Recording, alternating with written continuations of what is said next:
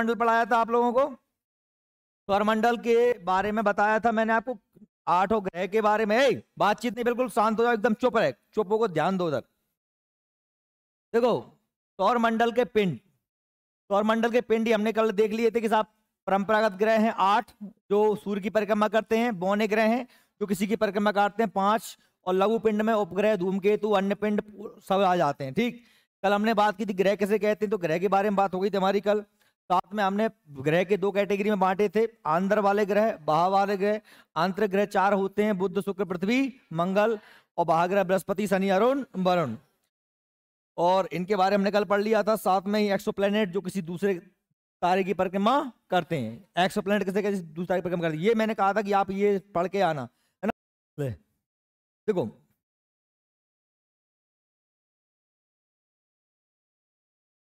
देखो अब हम बात कर रहे हैं पृथ्वी से, सूर्य से बढ़ती हुई दूरी के अनुसार ग्रह का क्रम। सूर्य से बढ़ती हुई दूरी, यानी कि ये कह रहा हूं मैं इस तरीके से भाई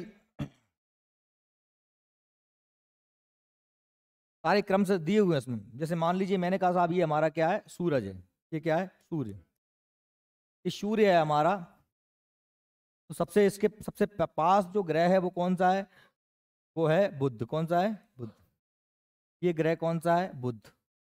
तो ये सबसे पास हो गया कौन, बुध। उसके बाद में कौन आ जाता है, उसके बाद में आ जाता है शुक्र। क्या आ जाता है, शुक्र। उसके बाद आ जाती है पृथ्वी, आ जाती है, क्या आ जाती है, पृथ्वी। उसके बाद कौन आ जाता है, तो आ जाता है मंगल। क्या आ जाता है, मंगल। ठीक है, इसके बाद हम बात करते हैं तो कौन सा आ जाता है हमारा, इसके बाद आ जाता है हमारा बृहस्पति। कौन आ जाता है ना, बृहस्पति आ गया। इसके बाद आ जाता है शनि। क्या आ जाता है, शनि आ जाता है। ठीक है, शनि के चारों तरफ क्या होती है, एक वलय होती है। क्या होती है, वलय। ये हमारा कौन है, शनि। के बाद आ जाता है अरुण। क्या आ जाता है, अरुण ग्रह आ जाता है। उसके बाद में आ जाता है वरुण। वरुण को हम नेपच्यून बोलते हैं। क्या बोलते हैं, और यहाँ एक छोटा सा ग्रह जिसका नाम है ये बौना ग्रह है। कौन, यम।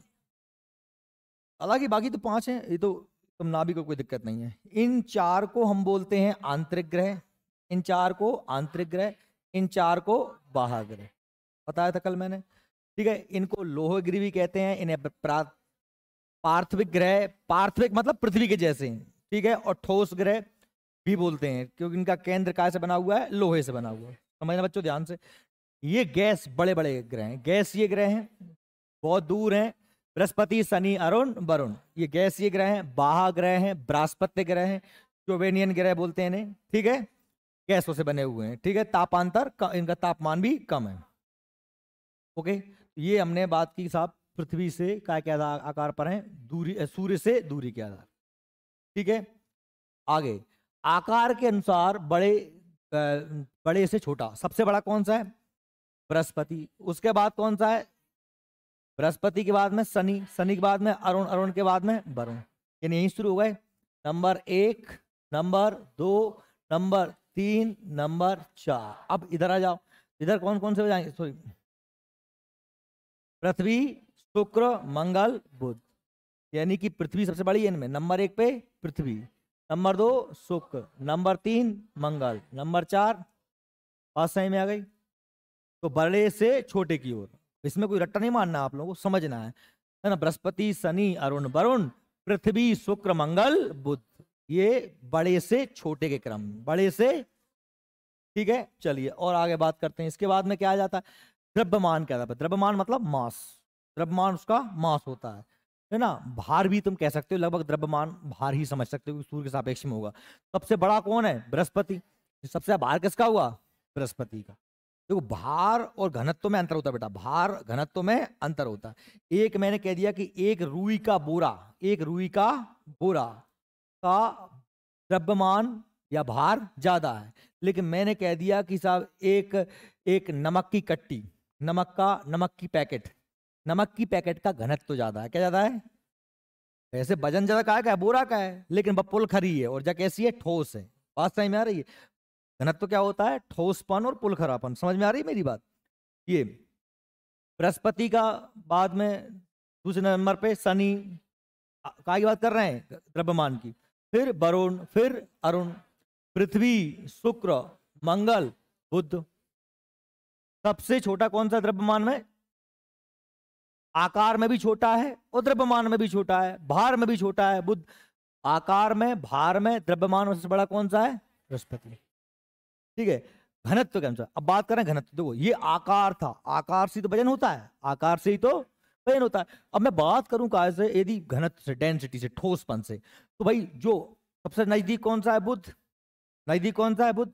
लेकिन बुध और पृथ्वी में सबसे ज्यादा जो घनत्व है, वो घनत्व है वो किसका है? पृथ्वी का है। याद रखना, घनत्व मतलब क्या है? घनत्व कैसे नापते हैं कि हम किसी भी ग्रह का एक टुकड़ा तोड़ लेते हैं, जिस टुकड़े की 1 सेंटीमीटर लंबाई, चौड़ाई और ऊंचाई होती है। बात सही में आ रही है? इस टुकड़े की 1 सेंटीमीटर लंबाई, चौड़ाई और ऊंचाई होती है। जैसे इसमें आ जाता है स्पेस स्टेप्स में ना,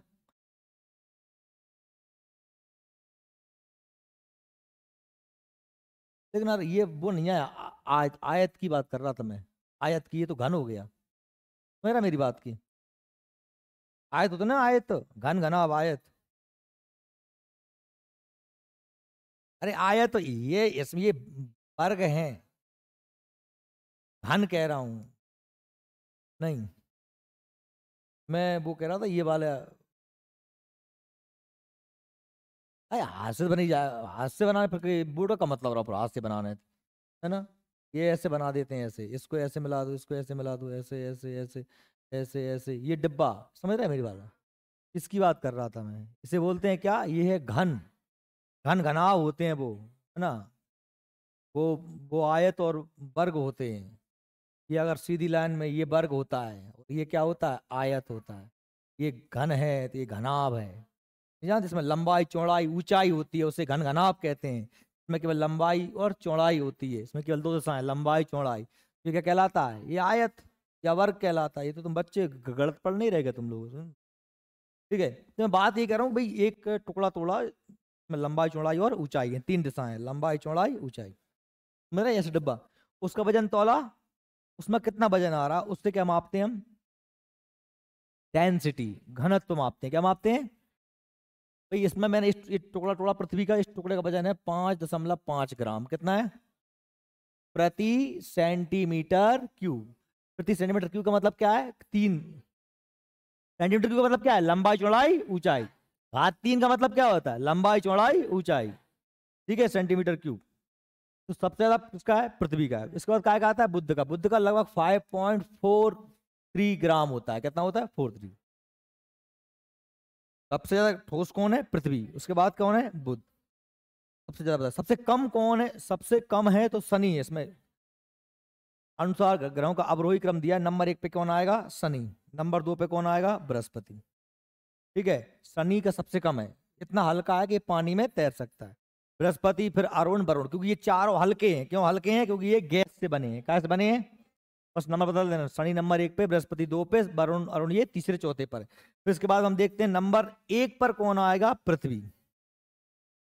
नंबर 2 पे, नंबर सॉरी, मतलब ये इधर से अगर तुम देखो यहां पर लास्ट में 8वें नंबर पे कौन आएगा? 8वें नंबर पे पृथ्वी आएगा। क्या आएगा? पृथ्वी। और 7वें नंबर पे क्या आने वाला है?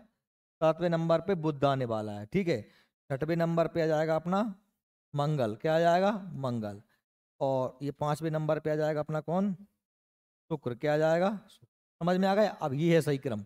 ये क्या हो गया? घटते हुए क्रम में। घनत्व किस क्रम में है? नंबर सबसे हल्का क्या है? शनि। दूसरे नंबर पे बृहस्पति, तीसरे पे वरुण, चौथे पे अरुण, फिर इसके बाद में शुक्र, फिर मंगल, फिर बुध। सबसे सबसे ज्यादा घनी कौन है? पृथ्वी। सबसे ज्यादा घनी कौन है? सबसे कम घना कौन है? बात सही में आ गई क्या मेरी? ये सही कर लेना आप, नोट्स में सही कर लेना, जो मैंने लिखा है ऐसे, इसको ऐसे कर लेना। क्या कह रहा हूं मैं? सबसे घनी कौन है? पृथ्वी। सर्वाधिक घनत्व किसका है? पृथ्वी का। सबसे कम घनत्व किसका है? शनि का। 0.68 ग्राम सेंटीमीटर क्यूब किसका है? शनि का। और 5.5 ग्राम सेंटीमीटर क्यूब किसका है? पृथ्वी का। किसका है? पृथ्वी का। शनि इतना हल्का है, इतना फोरा है कि उसे पानी में डालोगे तो वो तैरता रहेगा, डूबेगा नहीं। शनि इतना फोरा हल्का है, इसका घनत्व कम है कि वह पानी में डूबता भी नहीं है। बात सही में आ रही है? ये क्लियर हो गया क्या सबको? चलो इसके बाद में हमारे ये ग्रह हो गए, तो ये थोड़ी सी बात यम की कर लेते हैं। तो मैंने आपसे बताया था पिछली क्लास में यम का सिस्टम क्या है भाई। यम का सिस्टम ये है सीधा कि ग्रह होने के लिए कुछ बात आती है ना। 2006 में है ना AIU IAU IAU international astronomic union, अंतर्राष्ट्रीय खगोल संघ की बैठक में ये कहाँ हुई थी? प्राग में हुई थी। कहाँ हुई थी? प्राग। इस बैठक में ये तय किया गया था कि ग्रह किसे कहेंगे। तो ग्रह की परिभाषा, ग्रह की जो परिभाषा फिक्स की गई थी इस समय, और इसमें ये कहा गया था ग्रह के लिए पहला तो ये है कि वह चंद्रमा से बड़ा हो। क्या हो? चंद्रमा से बड़ा हो, चंद्रमा से बड़ा हो। दूसरा पॉइंट था आकार गोल हो। क्या हो? आकार गोल हो। आकार गोल कैसे होगा? गुरुत्वाकर्षण से। कैसे होगा? गुरुत्वाकर्षण से, उसका खुद का गुरुत्वाकर्षण होगा ये तो आकार गोल होगा। अभी पिंड जो अंतरिक्ष में है वो गोल क्यों है? क्योंकि उनका क्या है? एक गुरुत्वाकर्षण है, इसलिए वो गोल गोल घूम रहे हैं और कैसे हो गए हैं? गोल हो गए हैं। ठीक है, बात नहीं कर, सुन ले, पढ़ ले, बता रही हो, है ना। और तीसरा जो है कि वह किसी अन्य ग्रह की, किसी अन्य ग्रह की कक्षा को ना काटता हो, ना काटे। तो भाई ये तीनों चीजों में फेल हो गया ये यम। एक तो ये पूरी तरीके से गोल भी नहीं है, थोड़ा चैप्टर टाइप का है, चंद्रमा से छोटा है, और ये इस वरुण की जो कक्षा है इस कक्षा को काटता है। कौन? यम। इसलिए यम को ग्रह की श्रेणी से बाहर करके बौने ग्रह की श्रेणी में रखा गया है। बात समझ में आई मेरी? चलो यम को पढ़ लेते हैं। देखो यम के बाद क्या लिखा है नोट्स में, आप देखें अपने मंदान कला। अंतरराष्ट्रीय खगोल संघ AIAU के प्राग चेकोस्लोवाकिया में सम्मेलन में 2006 में अंडरलाइन कर लेना, प्लूटो को सौर मंडल से बाहर का ग्रह माना गया है। इसमें ग्रह के लिए नई परिभाषा दी गई। क्या नई परिभाषा दी गई? इसमें कहा गया, क्या कहा गया नोट्स में देख, नैन्सी आलसी, नोट्स निकाल, रख वहां मैं कहां पढ़ा रहा हूं। इसमें कहा गया है कि आकाशीय पिंड ही सौर मंडल के ग्रह माने जाएंगे। तो ग्रह माने जाएंगे जो अपनी निश्चित कक्षा में सूर्य की परिक्रमा करते हैं। निश्चित कक्षा से मतलब क्या है? कि अपनी रास्ता जाते हैं, अपना रास्ता आते हैं। जैसे अपना रास्ता जान रहा मतलब क्या होता है भाई? जैसे मैंने कहा ये बुद्ध है, तो बुद्ध का रास्ता ये है, ये परिक्रमा इस तरीके में करेगा। ये शुक्र का रास्ता है, ऐसे ये पृथ्वी का रास्ता है। सबका अपना रास्ता है जो किसी रास्ते को नहीं काटेंगे। बात नहीं में आ रही है? लेकिन ये लास्ट वाला रास्ता काट रहा है। ये रास्ता था किसका? ये वरुण का, और ये इसने इसको काट दिया। तो ये जो काट दिया इससे टक्कर की संभावना हो सकती है, इसलिए, है ना, वरुण और यम टकरा सकते हैं इसलिए। ठीक है, तो भाई अन्य ग्रह की कक्षा का अतिक्रमण नहीं करते हैं। अतिक्रमण का मतलब होता है काटना। क्या होता है? काटना। ठीक है, यूरेनस की कक्षा अतिक्रमण करने के कारण नई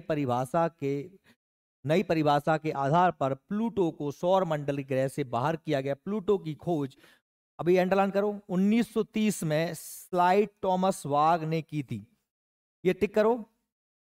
प्लूटो की खोज किसने करी है? स्लाइड टॉम बाग। स्लाइड टॉम बाग, प्लूटो खोज किसने करी है? ये अंडरलाइन कर लेना, इसको अंडरलाइन करो, मोस्ट है। प्लूटो को नया नंबर दे दिया गया 13, 43, 40। कभी कभी ये भी पूछ लेते हैं, इसको भी अंडरलाइन कर लेना। प्लूटो को एक नया नाम, नया नंबर दे दिया गया 13, 43, 40। बात सही में आ रही? प्लूटो को एक नया नाम दे दिया गया 13, 43, 40। क्लियर हो गया? तो ये प्लूटो के बारे में बात हो गई थी। अब हम एक एक ग्रह का संक्षिप्त परिचय देख लेते हैं। जैसे मैंने कहा कि भाई सबसे पहले हम बात कर रहे हैं किसकी? बुध की। क्योंकि आपको पता है सूर्य का सबसे नजदीकी तारा कौन सा है? बुध है। कौन सा है? बुध है। मरकुरी। मरकुरी बुध को कहते हैं अंग्रेजी में मरकुरी। ये आपका बुध है। अब इस बुध को आप देखोगे तो ये पूरी तरीके से लोहे का ग्रह है। देखो लोहे का ग्रह, ये जो है सूरज की क्या कर रहा है, परिक्रमा कर रहा है। वो सूरज के बहुत ही ज्यादा नजदीक है ना। अगर आप इसको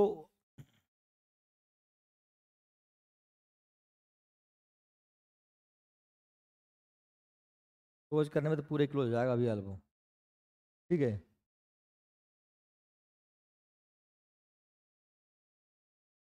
ये हटेगा कैसे यार?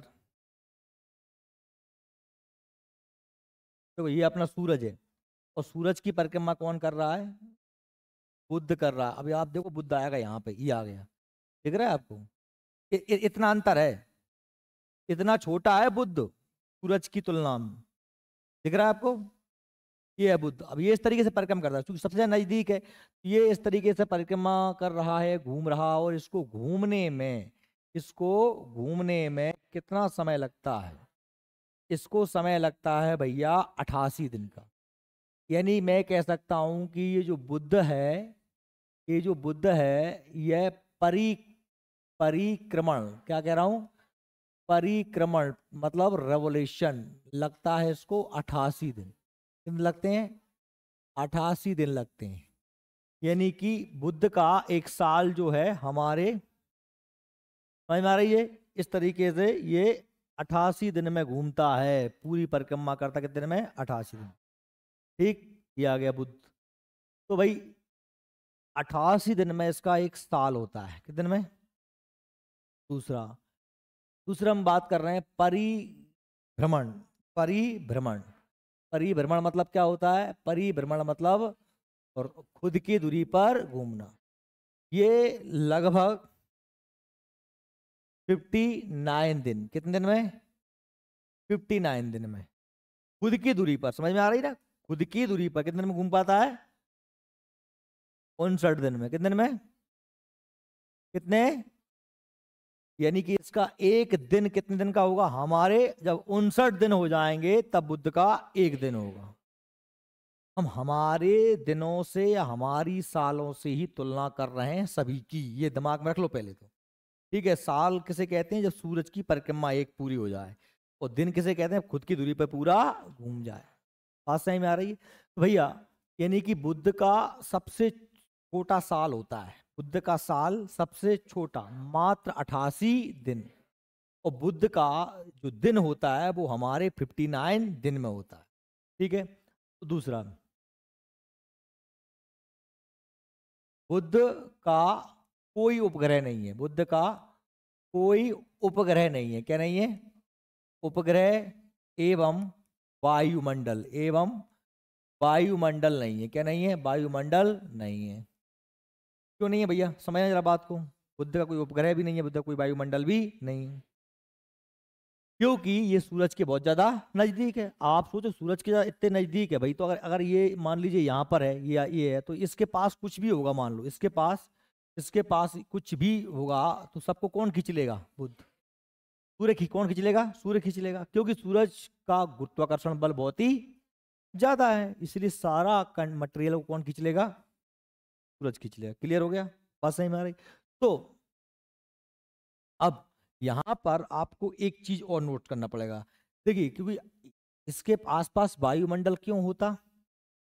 बुध का गुरुत्वाकर्षण होता। ये बात तो है नहीं कि बुध के पास गुरुत्वाकर्षण ना हो, पर भाई पास में पापा जी हैं, इतना बड़ा ग्रह है, तो ये सारा का सारा मटेरियल सूरज खींच लेता है ना। अच्छा, उसके बाद में हमने कहा साहब वायुमंडल क्यों नहीं? क्योंकि सारी हवाएं भी कौन खींच लेगा? सूरज खींच लेगा। इससे एक चीज हो रही है जो बहुत महत्वपूर्ण है, वो ये है कि जब वायुमंडल भी नहीं है, कुछ नहीं है, खाली है ऐसा, तो सूरज की जो किरणें हैं बेटा वो सीधी इस पे पड़ती हैं, सीधी इस पे पड़ती हैं, ठीक है। और टकरा के वापस लौट आती हैं, टकरा के वापस लौट आती हैं। यही कारण है कि बुध के इस इलाके में तो बहुत ज्यादा गर्मी पड़ती है, लेकिन इस इधर इधर बिल्कुल किरणें आती नहीं है, इधर किरणें आती नहीं है। तो यहाँ पर क्या पड़ती है? सर्दी, मतलब तापमान बहुत ही कम होता है। मतलब ये कह सकते हो यहाँ पर क्या है? रात, और यहाँ पर क्या है? दिन। बात समझ में आ रही है? बुध के इस इलाके में दिन है, क्या है? दिन। तो इस इलाके में क्या है? रात, ठीक है। बात समझ में आ रही है? तो दिन का तापमान बहुत ज्यादा होगा, दिन का तापमान बहुत ज्यादा होगा, रात का तापमान बहुत कम होगा। दिन के और रात के तापमान के बीच में बहुत ज्यादा क्या होता है, अंतर होता है। ये अंतर है क्यों बेटा, जरा दिमाग लगा लेना। अगर मैंने कहा कि साहब ये बुध है, थोड़ा बड़ा बना दिया मैंने, और ये इसका मैंने बना दिया वायुमंडल, क्या बना दिया, वायुमंडल, ये वायुमंडल हो गया, ठीक है। अगर यहां से मैंने कहा कि साहब किरणें आती, किरणें आती, वो किरणें आती आती, लेकिन टकरा के वापस लौटती, तो ये वायुमंडल बाहर जाने से रोकता। एक तो वायुमंडल कुछ किरणों को अंदर आने से भी रोकता, तो कमी आ पाती, पूरी आ भी नहीं पाती। समझना मेरी बात को अच्छे से। जैसे आई, इसने कुछ को वापस लौटा दिया, कुछ अंदर जा पाई, ठीक। लेकिन जो आ भी गई थी उनकी स्पीड कम हो गई, और पृथ्वी से टकराई, टकरा के वापस लौटेंगी तो और स्पीड कम हो जाएगी, तरंग दैर्ध्य बढ़ जाएगा, वेवलेंथ बढ़ जाएगी, स्पीड कम हो जाएगी, तो ये वायुमंडल जाने से भी रोकेगा, वायुमंडल जाने से भी रोकेगा। आने से भी रोक रहा था, जाने से भी रोक रहा है, यानी किरणें यहाँ पर बहुत सी जमा हो जाएंगी। यदि इस इलाके में इस तरफ अभी तो दिन था, यहाँ पर क्या था, दिन, लेकिन जब रात भी होगी, जब रात भी होगी, तो यही किरणें इसको गर्म करके रखती, जो रुक गई थी, जो हल्के हल्के निकलती रहेंगी, लेकिन वायुमंडल तो गर्म रहेगा ना। तो ताप में, यानी मान लीजिए दिन का तापमान हमने कहा साहब 30 डिग्री था, तो रात का ज्यादा 25 हो जाएगा, कितना हो जाएगा, 25 हो जाएगा। इधर जब तक वो और ठंडा होगा तब तक फिर वापस से सुबह हो जाएगी, फिर बर्फ फिर गर्म होने लगेगा। समझ में आ रही बात का कह रहा हूं मैं, आ रही है कि तो रस्मी हर बार। हाँ, तो क्या है कि भाई वो वापस से गर्म होने लगेगा। इस तरीके से तापमान एक बैलेंस बना रहता है, काय की वजह से, वायुमंडल के, काय की वजह से। लेकिन बुध पर वायुमंडल है ही नहीं, है ही नहीं, तो किरणें सीधी फटाक आएंगी, फटाक चली जाएंगी। तो दिन में तो हुक्के गर्म हो जाएगा, रात में हुक्के ठंडा हो जाएगा। तो तापांतर, दिन में आप बिल्कुल राख हो जाओगे, धुआं बन जाओगे, ठीक है, और रात रात में कुल्फी बन जाओगे, बर्फ बन जाओगे। बात सही में आ रही, ठीक है। अब देखो, तो ये इसके बाद में हमने कहा कि साहब तापांतर बहुत अधिक होता है। कितना होता है तापांतर बुध का, 600 468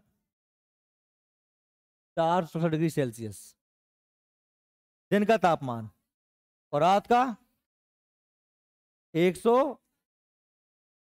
अब 170 माइनस में हो जाता है। तो इन दोनों को जोड़ लो, फिर दोनों को जोड़ लो, कितना हो जाएगा, 640 के आसपास है, लगभग 640 डिग्री सेल्सियस तापमान है। अब तापांतर तो निकालना जानते हो ना बच्चा, है।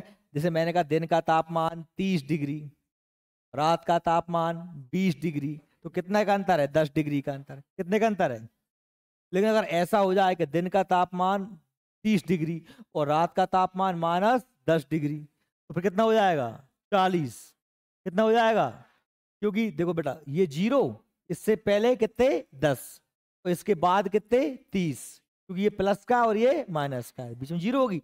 तो हमें इससे लेके इसके बीच का अंतर कितना है, 10 ये और 30 ये, प्लस माइनस में होंगे तो जुड़ जाएगा ना। लेकिन अगर मैंने कहा साहब प्लस प्लस में ये 30, और प्लस ये हमने कहा साहब दिन में 30, रात में, दिन में मैंने कहा रात में 20 हो गया, और दिन में कितना है 30 हो गया। तो ये 30 और 20 के बीच का अंतर कितना है, 10 ही है। प्लस प्लस में है तो क्या करेंगे, घटा देंगे, माइनस माइनस में तो क्या करेंगे, घटा देंगे, लेकिन प्लस माइनस में तो क्या कर देंगे, जोड़ देंगे। गलत नहीं पढ़ा रहा हूँ, है ना, मैं ये बता रहा हूँ, समझ लो यहाँ पे भैया कि अगर -10 है, ठीक है, तो -9, -8, -7, 0 आए कि ना आए वो, फिर जहां से होगा +1 2 और +30, तो ये कितने हैं इधर 30, 0 के बाद 30, 0 से पहले 10, तो ये भाई दो तापों के बीच का अंतर 10 से 30 की जो कितना है, 40 का अंतर होगा, क्योंकि 10 ये हैं और 30 ये हैं, बराबर 40।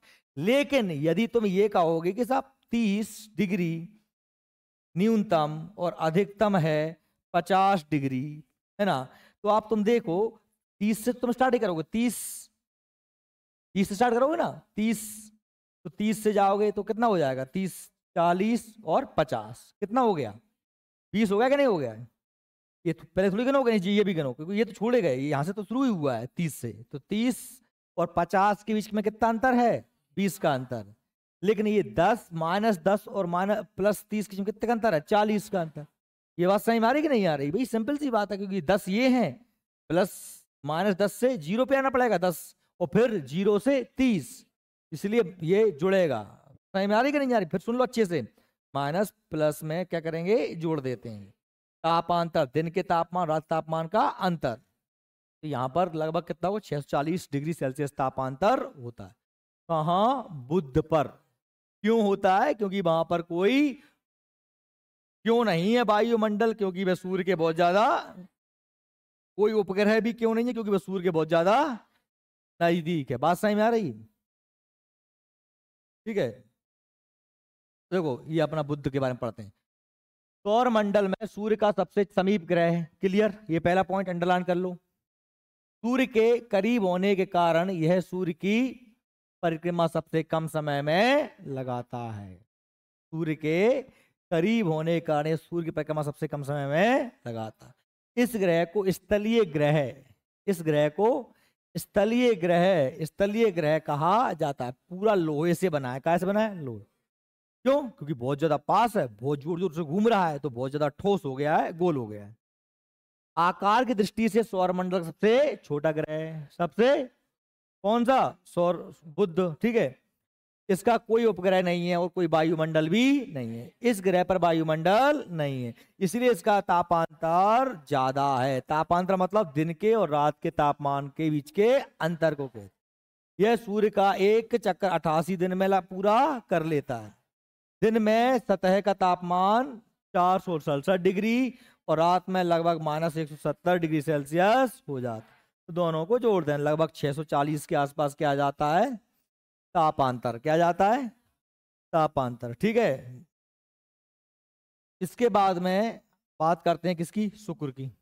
तो शुक्र को यदि आप देखेंगे तो शुक्र जो है हमारा, हमने कहा साहब वीनस, ये शुक्र है। ये शुक्र ग्रह है। शुक्र ग्रह तो एकदम लाल सूरज की तरह दिखाई दे रहा है आपको। वास्तव में क्या है कि ये सूरज से दूसरा दूरस्थ ग्रह है। कौन सा? दूसरा। ये हमने कहा साहब कि हमारा सूरज है, ये सूरज है, तो सूरज से ये दूसरा दूरस्थ ग्रह है। कौन सा? शुक्र। ठीक, अब आप देखोगे इसको तो सबसे पहली बात तो आपको इसके बारे में कुछ पॉइंट्स विशेष हैं वो याद रखने हैं। शुक्र ग्रह की हम बात करें, काय की परिक्रमण की बात करें, किसकी बात करें? परिक्रमण। परिक्रमण मतलब सूर्य की परिक्रमा करने में इसको 225 दिन लगते हैं। कितने लगते हैं? 225 दिन। कितने लगते हैं? 225 दिन। ठीक है, यानी कि इसका एक जो साल होता है ना, एक साल वो कितने दिन का होता है? यानी सूर्य, इसका जो वर्ष होता है वो 225 दिन में हो जाता है। किसका? शुक्र का। शुक्र को अंग्रेजी में वीनस कहते हैं। क्या कहते हैं? वीनस कहते हैं। शुक्र सूरज की परिक्रमा करने में 225 दिन लगाता है। कितने दिन लगाता है? 225 दिन लगाता है। ठीक है, और परिभ्रमण माने खुद की दूरी पर घूमने में इसको 257 दिन लगते हैं। कितने लगते हैं? 257 दिन। कितने लगते हैं? 257 दिन। यानी समझ रहे हो, हमारे जब 257 दिन हो जाते हैं तब इसका क्या होता है? शुक्र का एक दिन होता है। ध्यान से सुनना फिर अच्छे से। शुक्र को खुद की दूरी पर घूमने में 257 दिन लगते हैं। यानी हमारे जब 257 दिन हो जाते हैं तब शुक्र पर एक ही दिन होता है। अब आप जहां पर देखें एक अजीब सी बात हो रही है, एक अजीब सी बात हो रही है कि इसका साल छोटा हो रहा है और दिन, देखो जरा ध्यान से देखना, इस ग्रह पर अजीब सा काम क्या हो रहा है? इसका दिन तो छोटा है पर साल नहीं, साल इसका दिन बड़ा है पर साल छोटा है। देखो 225 दिन में दिन हो रहा है और 257 दिन में, 225 दिन में साल हो रहा है और 257 दिन में दिन हो रहा है। तो इसका दिन कैसा है? दिन बड़ा है और साल छोटा है। दिन बड़ा है और साल, अजीब सी बात है क्या नहीं? ये थोड़ी सी, भाई दिन हुआ नहीं, वो साल पहले हो गया। दिन बाद में होगा, साल पहले हो गया, क्योंकि इसकी स्पीड ही ऐसी है। अब आप यहाँ पे याद कर लेंगे, यही क्वेश्चन मैंने तेरे से पूछा था बेवकूफो गोस्वामी। क्या कहा था? किसका सबसे सबसे जो है धीमा परिभ्रमण है? समझ में आया? किसका सबसे धीमा परिभ्रमण है? समझ में आ रही बात? जब मैंने कल ही बताई थी थोड़ी सी, इंडिया का सबसे धीमा किसका है? शुक्र का। यानी प्रश्न बने, बताओ सबसे बड़ा साल किसका है, सबसे बड़ा दिन किसका है, सबसे बड़ा दिन किसका है, तो किसका है, शुक्र का है सबसे बड़ा। अच्छा एक और चीज, सारे ग्रह जो हैं वो घूमते हैं पश्चिम से पूर्व की ओर, लेकिन ये शुक्र है यह पूर्व से पश्चिम घूमता है। किधर घूमता है, पूर्व से पश्चिम घूमता है। यानी कि यहां पर जो सूर्य उदय होगा वो कहां से होगा, पश्चिम से होगा। कहां पर होगा, पश्चिम से होगा। बात सही में आ रही है। सारे घूमते हैं किधर, पूरब से पश्चिम की ओर, ऐसे घूमते हैं सारे ग्रह, लेकिन ये घूम रहा है कैसा, उल्टा, पश्चिम से पूर्व की ओर।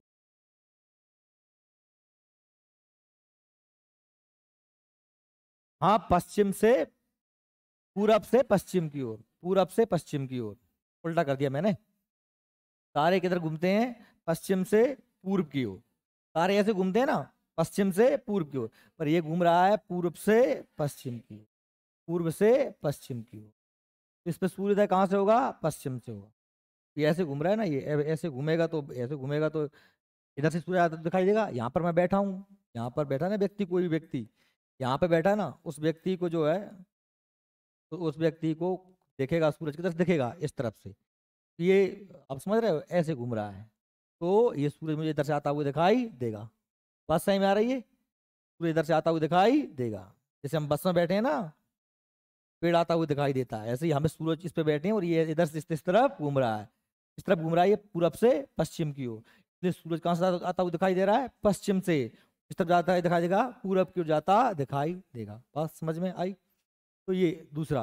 अच्छा, और भी इसमें महत्वपूर्ण बिंदु इसमें क्या है, एक तो ये हो गया कि इसका दिन जो है बड़ा है और साल छोटा है, ये पश्चिम से पूर्व की ओर घूम रहा है। अब एक महत्वपूर्ण चर्चा इस पे, महत्वपूर्ण बात ये है कि ये जो आकार में पृथ्वी के समान है, काय में, आकार में पृथ्वी के समान है, आकार एवं आयतन, आकार एवं आयतन में पृथ्वी के समान है, पृथ्वी के समान है। इसलिए हम इसे क्या कहते हैं, इसलिए हम पृथ्वी की जुड़वा बहन, सिस्टर प्लेनेट किसे कहते हैं, शुक्र को और पृथ्वी को, भगनी ग्रह है ना। मैं क्या कह रहा हूं, भगनी ग्रह, पृथ्वी की समान, पृथ्वी की जुड़वा बहन, क्या बोलते हैं, जुड़वा बहन कहते हैं। क्या कहते हैं, जुड़वा बहन। इससे बहुत ज्यादा क्वेश्चन बनते हैं, काय से, शुक्र ग्रह से। अब एक और महत्वपूर्ण बिंदु पे चलते हैं। महत्वपूर्ण बिंदु ये है कि इसका जो वायुमंडल है, इसका जो वायुमंडल है तो बहुत पतला है, वायुमंडल, इसका वायुमंडल बहुत ही ज्यादा पतला है। हमने कहा साहब इसका जो वायुमंडल है भाई वो बहुत पतला है, लेकिन जितना भी है उसमें क्या है, उसमें उसमें मेनली एक गैस है जिसका नाम क्या है, CO2। क्या है, CO2। तो आप याद रखें, इसके वायुमंडल में, इसका जो वायुमंडल है उस वायुमंडल में 98% क्या है, CO2, कार्बन डाइऑक्साइड गैस। कौन सी है, जो कि भारी होती है, जो कि भारी होती है। और ये जो भारी गैस है, ध्यान सुनना, बात मत करना आपस में, मैं कनपटे मार दूंगा इधर। मैं जब समझा रहा हूं तो पूरा फोकस इधर रखा करो बोर्ड पे, तुम सब पढ़ लेना घर पे, तुम्हारे हाथ में नोट्स हैं, यहाँ पे मैं नहीं कर। तो वायुमंडल 90, वायुमंडल में 98% क्या है, CO2। और CO2 क्या होती है, एक भारी गैस होती है। क्या होती है, भारी गैस। पृथ्वी पर जो ग्रीन हाउस प्रभाव पड़ता है उसके लिए उत्तरदायी कौन सी गैस होती है, CO2। अभी आप समझ गए होंगे कि मैंने कहा साहब ये भारी गैस है तो पृथ्वी इसके आसपास जमा है, और वही की वही वाली बात, जब सूर्य से किरणें आती हैं तो वो किरणें की तरंगें छोटी छोटी छोटी छोटी होती हैं, और ये वायुमंडल में आराम से प्रवेश कर, क्योंकि इनकी तरंग दैर्ध्य कैसी है, हमने कहा साहब तरंग दैर्ध्य कैसी है, तरंग दैर्ध्य कम है, छोटी है, तरंग दैर्ध्य छोटी है, लेकिन इसकी गति कैसी होती है, गति तेज होती है। गति कैसी होती है, तेज होती है। तरंग की लंबाई जब छोटी तो स्पीड ज्यादा होती है, तो इसलिए अंदर आसानी से घुस जाती हैं, लेकिन टकरा के जब वापस लौटती हैं तो इनकी तरंग दैर्ध्य बढ़ जाती है और स्पीड क्या हो जाती है, कम हो जाती है। तरंग दैर्ध्य जब क्या हो जाएगी, बड़ी हो जाएगी, तो स्पीड कैसे हो जाएगी, इसलिए ये इस गैस को पार करने में सक्षम नहीं हो पाती, सफल नहीं हो पाती।